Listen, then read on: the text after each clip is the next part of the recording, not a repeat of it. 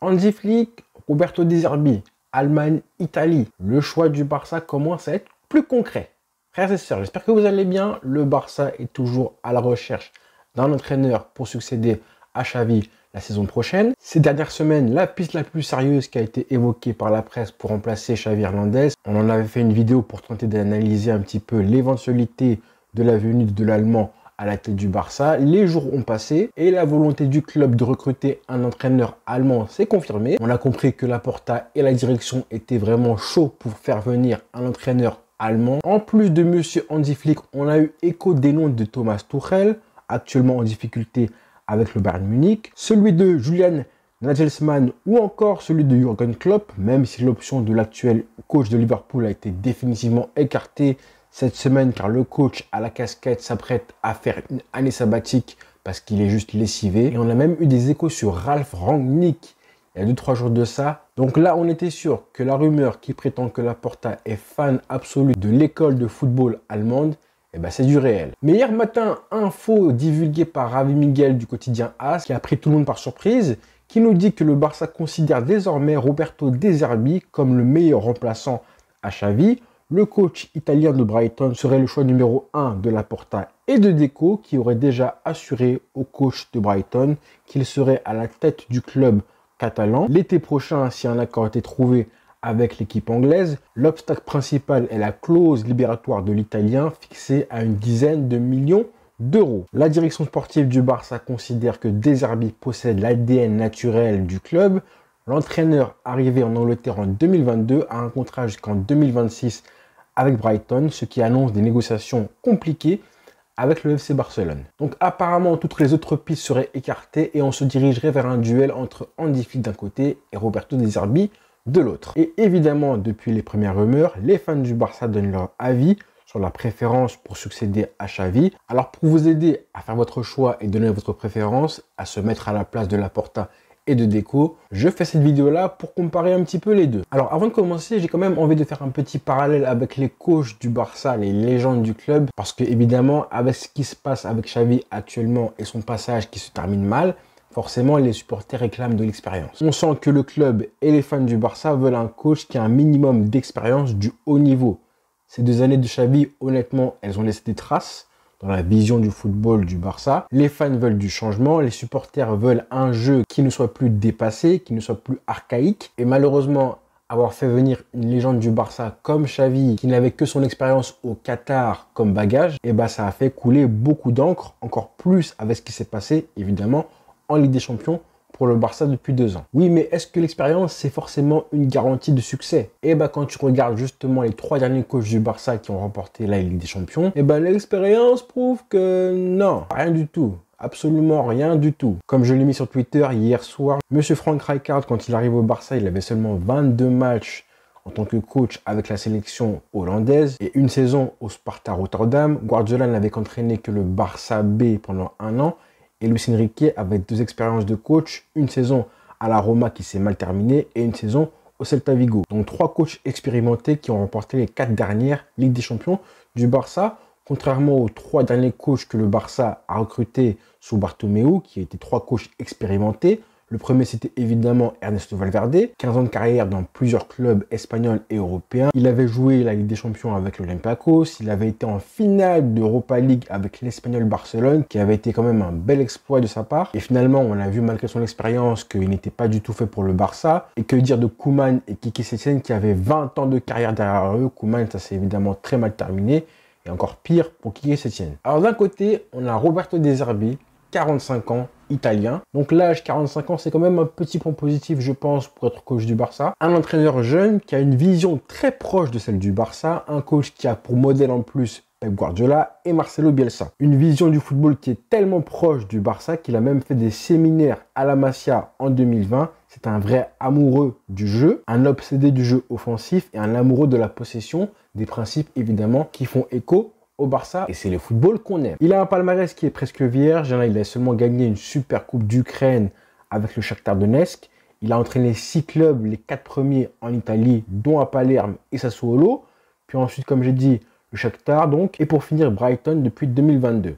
Donc aucun grand club européen. Il n'a pas vraiment connu le gratin européen. Mais ce qu'on peut dire, c'est que c'est un bâtisseur. C'est un coach qui est formateur et bâtisseur de grands projets. Un coach qui sait mener des projets sportifs et les faire grandir, qui arrive dans un club et qui fait travailler les joueurs et qui travaille avec le matériel qu'il a. En fait, là, on sent le coach qui a comme nature, comme seconde nature de faire progresser ses équipes et faire grandir ses joueurs. Et justement, depuis qu'il est entraîneur, il a réussi à révéler, ou plutôt faire exploser, multitude de joueurs qu'on connaît, comme Leandro Trossard, Moïse Caicedo, Mitoma, Alexis McAllister, pour ne citer que, du côté de Brighton. Mais je pourrais aussi ajouter Manuel Locatelli, ou encore Stefano Sensi du côté de Sassuolo. Et en général, on adore ce genre d'entraîneur qui arrive à développer des joueurs, qui arrive à sortir et à révéler des joueurs au grand public. C'est souvent la marque des grands entraîneurs, au contraire de ceux qui arrivent dans un club où tout est déjà prêt, tout est déjà installé, ou alors tous ces coachs qui dépensent des millions et des millions d'euros pour construire et bâtir une équipe. Non, là, on a affaire à un vrai bâtisseur. Raison pour laquelle, justement, les fans du Barça étaient très contents quand ils ont vu que Ansu Fati allait être prêté à Brighton, qu'il avait choisi d'aller à Brighton et non pas à Tottenham, parce qu'on imaginait facilement un joueur être parfaitement couvé, formé et développé par un coach comme De Zerbi. Donc si le Barça le recrutait, ce serait parfaitement en adéquation avec les principes d'ADN du club. À part le fait qu'il soit italien et non pas espagnol ou hollandais, on est totalement sur le type de coach qui colle parfaitement au Barça. Le point négatif, comme je disais, c'est évidemment son manque d'expérience au haut niveau, au gratin ultime du football européen. Il n'a entraîné qu'une seule saison en Ligue des Champions, c'était avec le Shakhtar en 2020 à l'époque du Covid, mais son expérience en Première Ligue et la façon dont il a réussi quand même à appliquer ses idées au championnat anglais, pour moi, c'est presque aussi valorisant comme expérience. Ça vaut pas évidemment un passé en Ligue des Champions, mais c'est presque aussi valorisant. Et de l'autre côté, nous avons Hansi Flick. 58 ans, ancien entraîneur du Bayern Munich, qui a eu un parcours très spécial, on s'en rappelle. Comme je le disais, il a eu une pause énorme entre 2004 et 2019, où il a été adjoint de la Mannschaft ou du Bayern Munich, puis ensuite directeur sportif de plusieurs clubs allemands. Il est revenu à un poste de coach en revenant au Bayern Munich pendant 18 mois entre novembre 2019 et juin 2021. Pendant cette période-là, il va remporter le sextuplé avec le club bavarois dès sa première saison, celle du Covid. Donc, il a commencé sa carrière par le gratin.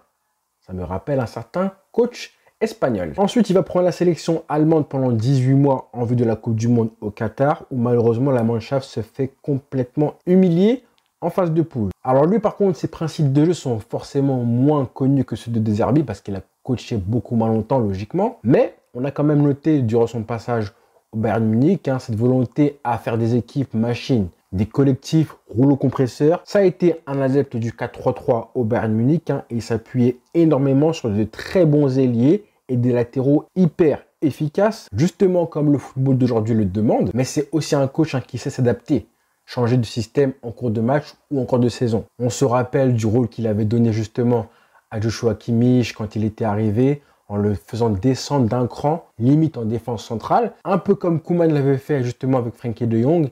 Et on avait vu un Kimmich dans ses plus belles années. Pour moi, son prime, c'était à cette période-là. L'époque où moi, je le surnommais Démon Renard, Renard à 9 queues. Il était juste au-dessus du lot. Par contre, Hansi Flick, son rôle de bâtisseur, pour l'instant, on n'a pas eu l'occasion de le voir, tout simplement parce qu'il est arrivé au Bayern Munich, où tout était prêt. Il avait un effectif de fou. Il avait juste à faire des petits ajustements nécessaires et très intelligents, certes, pour que le Bayern devienne cette espèce de machine, ce rouleau compresseur incroyable. Mais pour l'instant, personne ne sait vraiment s'il est capable de bâtir à partir d'un club qui est aujourd'hui en très mauvaise posture et avec un effectif qui a tellement de lacunes comme c'est le cas aujourd'hui. Parfaire une équipe, un effectif, c'est une chose, mais repartir de zéro, c'est beaucoup plus compliqué. Et est-ce que Hansi Flick est un formateur? Ça, personne ne le sait. Ce qu'on sait par contre, c'est que si jamais le Barça le recrute, ce sera un vrai changement de politique sportive. Une vraie rupture avec l'ADN du Barça, le cruyffisme, car c'est un coach qui va privilégier forcément l'intensité et l'efficacité avant la philosophie du jeu du Barça. Les priorités ne seront pas les mêmes. Ça pourrait être totalement différent. On pourrait très bien voir un Barça qui joue en 4-4-2, peu importe le dispositif, quelque chose qu'on n'a jamais vu auparavant au Barça. Mais bon, le point positif, c'est qu'il a une vraie expérience de coach, il a une vraie expérience du haut niveau de la Ligue des Champions. C'est un vrai meneur d'hommes. On a pu voir des séquences de ses speeches pendant la Coupe du Monde avec la Mannschaft et on voit un coach qui n'a absolument pas peur de dire aux joueurs leurs quatre vérités. Ça me plaît. Parce que oui, honnêtement, au Barça, à l'heure actuelle où je parle, il y a peut-être plusieurs joueurs, au moins deux j'en vois, qui auraient peut-être besoin d'avoir un coup de pied dans les fesses, pour passer un cap, que certains artistes de l'équipe qui jouent un petit peu trop à la baballe dans cette équipe deviennent enfin des hommes, hein, des tueurs sur le terrain et devant le but. N'est-ce pas, messieurs Pedri et Frenkie de Jong? Donc voilà pour ce comparatif entre les deux coachs, hein, sans oublier une chose très importante, c'est la capacité à affronter et à faire face à la presse et à l'entourage, la communauté Blaugrana. Ça, c'est une qualité qui est juste indispensable pour survivre à cet environnement qui est toxique, néfaste et qui ronge, qui use, qui fatigue les coachs au bout de 1, 2, 3 ans. Eh bien, il faut une grosse personnalité. Il faut du caractère et de la ténacité parce que sinon, vous finissez chauve. Donc voilà les frères. Dites-moi un petit peu ce que vous en pensez. Quel serait votre choix, votre préféré selon Flick ou Roberto De Zerbi? Je vais être sincère, j'apprécie énormément les deux coachs, moi. Je connais beaucoup plus Roberto De Zerbi parce que c'est un personnage qui s'exprime énormément en dehors du football de terrain, en dehors des conférences de presse et les interviews. C'est un mec qui fait des podcasts, qui fait des émissions pour rigoler. On l'entend hyper souvent dans les talk shows. Souvent, je crois, c'est avec Cassano, avec Montella, avec Vieri aussi. J'adore l'écouter parler football, c'est hyper intéressant à chaque fois. Il y a juste à voir et à écouter ce que disent ces joueurs, ces anciens joueurs de lui, que ce soit Kevin Prince Boateng qui en a parlé récemment ou encore Maxime Lopez. À chaque fois que ces joueurs parlent de lui, c'est juste un régal à écouter. Mais je me dis aussi que ramener Hansi Flick, c'est aussi amener une nouvelle mentalité au Barça qui pourrait aider ces joueurs actuels. C'est amener une façon de travail différente et une discipline de travail différente, c'est amener plein de choses qui manquent cruellement, profondément au Barça d'aujourd'hui et ses méthodes hyper archaïques. Donc honnêtement, toutes les 5 minutes, je change d'avis. De Zerbi, Flick, De Zerbi, Flick. Voilà.